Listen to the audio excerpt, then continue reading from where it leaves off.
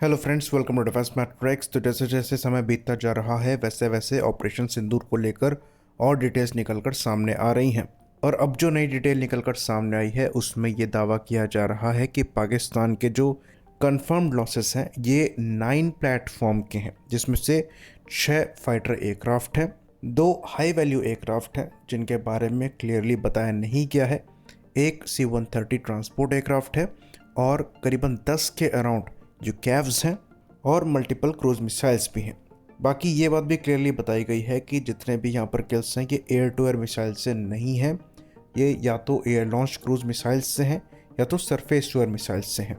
तो ये जो रिपोर्ट निकल कर सामने आ रही है ये एक्चुअली जो डेटा इंडियन एयरफोर्स के पास है उसके टेक्निकल एनालिसिस के बाद की है।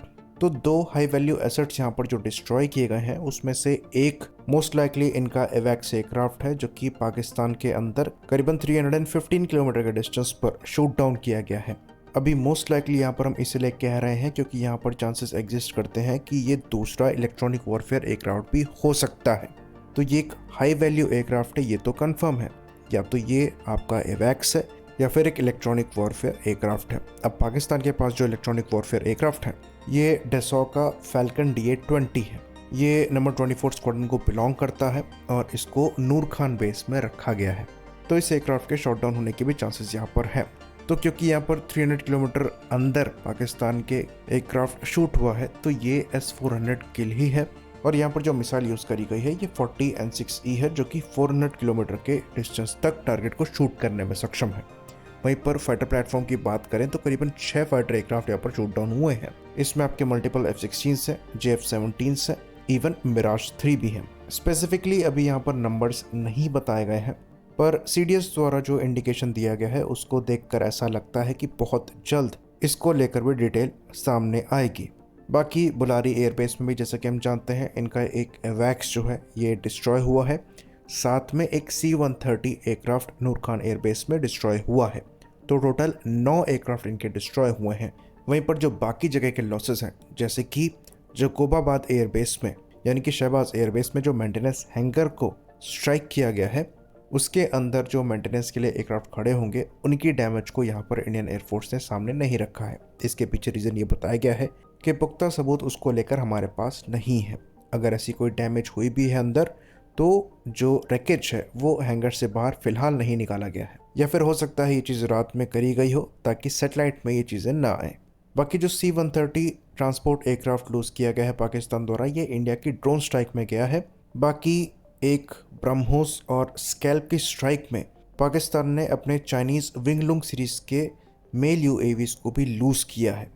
बाकी अगर बात करें हवा में डिस्ट्रक्शन की तो करीबन 10 UCAV जो हैं ये इंडियन एयरफोर्स के एयर डिफेंस सिस्टम्स ने पाकिस्तानी एयर स्पेस में ही डिस्ट्रॉय किए हैं। साथ में इनकी multiple ground launch cruise missiles, ballistic missiles को भी हमारे एयर डिफेंस सिस्टम्स ने निशाना बनाया है। तो कुल मिला जुलाकर अगर देखा जाए तो पूरे कॉन्फ्लिक्ट में हमारी तरफ से जो सबसे ज़्यादा इफेक्टिव रहे थे ये हमारे एयर डिफेंस सिस्टम्स थे और हमारी लॉन्ग रेंज की क्रूज मिसाइल्स थी।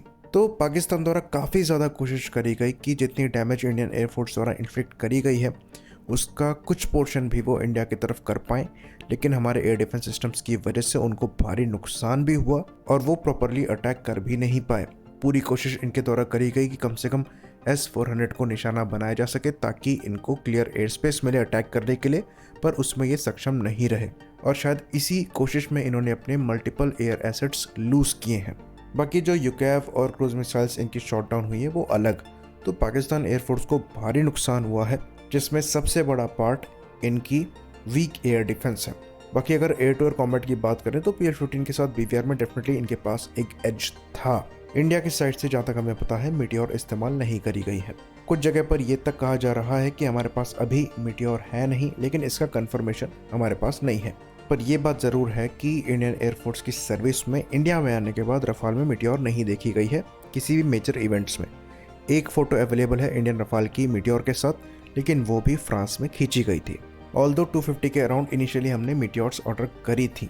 तो जो बियॉन्ड विजुअल रेंज कॉम्बैट है ये हमें ऐसा लगता है कि एयरफोर्स का अभी भी एक वीक पॉइंट है जिस पर काम करने की रिक्वायरमेंट एग्जिस्ट करती है। अस्त्र मार्क 1 के आ जाने के बाद से जो AMRAAM मिसाइल के साथ गैप था उसको हम ख़त्म करने में सक्षम हुए हैं और उससे ज़्यादा कैपेबल मिसाइल हमारे द्वारा सर्विस में इस्तेमाल करी जा रही है, पर PL-15 के मुकाबले हमारे पास मीटियोर को छोड़कर कोई और ऑप्शन नहीं है। तो अस्त्र मार्क 2 का यहाँ पर जल्द से जल्द सर्विस में इंडक्ट होना ज़रूरी है। पर फिर भी हमारे एडवांस एयर डिफेंस सिस्टम्स ने हमें यहाँ पर एक एडवांटेज की पोजीशन पर रखा, जिसका फ़ायदा हमें इस कॉन्फ्लिक्ट में हुआ। आई होप इन्फॉर्मेशन यहाँ पर क्लियर रही हो। इसी बात पर इस वीडियो को हम ख़त्म करेंगे। लाइक करिए, सब्सक्राइब करिए। जय हिंद।